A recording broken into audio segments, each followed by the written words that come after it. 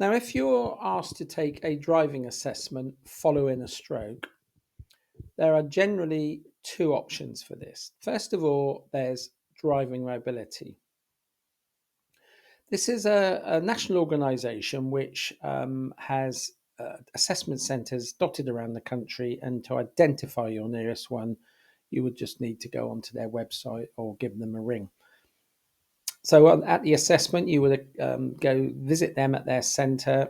You would take some cognitive tests normally, and then you would go out in one of their vehicles, dual controlled vehicles, with a driving assessor and an occupational therapist.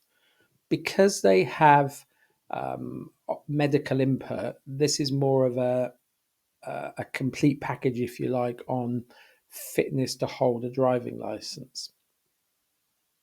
Number two, which I'm going to talk about on this video, is a more of a simplified version where a driving assessor, without any particular medical background, would visit you at home, sit with you in your own car, and assess or risk assess your driving. Now, this can only really be successfully done if that driving assessor has some expert knowledge about the type of things that can cause risk following a stroke. So, in other words, the signs to watch out for. And then the assessment is really mainly, are there any of those signs apparent?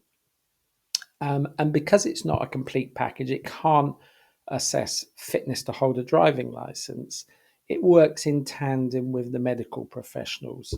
So it just helps the medical professionals to make that decision, or even DVLA to make that decision. On the assessment itself, you would obviously do the normal. We do a normal license check and an eyesight check, and we should be able to read a number plate from a minimum of 20 meters. Then the first part would be in the vehicle, stationary vehicle, just checking how you respond from brake to, from accelerator to brake, see what your reaction times are like, and check that you can work all the necessary peripheral controls okay. The first part of the actual drive would be very local normally, and this would just give an idea of whether there are any immediate obvious risks to driving following the stroke, and normally it only takes a few minutes to identify that if it's that obvious. After that, we would normally have a discussion and agree to head out to perhaps a local supermarket, the one you might do your shopping at, and park up in their car park. And this bit enables me to assess whether things like spatial awareness are causing a problem at all. So the normal positioning on the road on the way to that car park, the clearance to park vehicles and obstacles, and also how the car park is used, whether it's used efficiently and safely. If this is all okay, we would then devise a route between us, which would encompass some more complex junctions, roundabouts, and possibly some higher speed roads. And this part really enables me to make a judgment on whether what the multitasking skills are like, whether the task switching skills are sufficient to use, for example, complex roundabouts or nasty junctions, trying to get out of nasty junctions.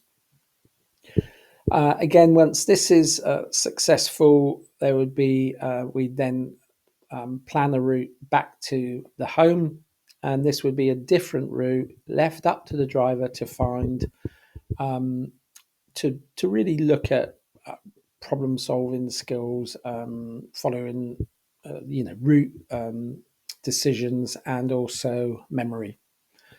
So back at the home, the driver would receive a full, comprehensive sort of debrief, and we'd always encourage a family member to be in on that if the driver's agreeable, because sometimes there are certain signs which we don't know whether they're long-standing habits or they've changed since the stroke. And I guess an example of that would be some minor hesitation in certain circumstances. So family member may be able to guide us on that. We would then make recommendations, and all this would be written down on a comprehensive report, sent to the driver, and copied in to the medical professional because it's part of a package, driver assessment and medical assessment, so that they can. So that's just a quick overview of the type of assessment we can offer at Drive Talk Consultants. If you need any more details, please email me by the email address shown on the screen now. And thank you for listening. I hope it was useful.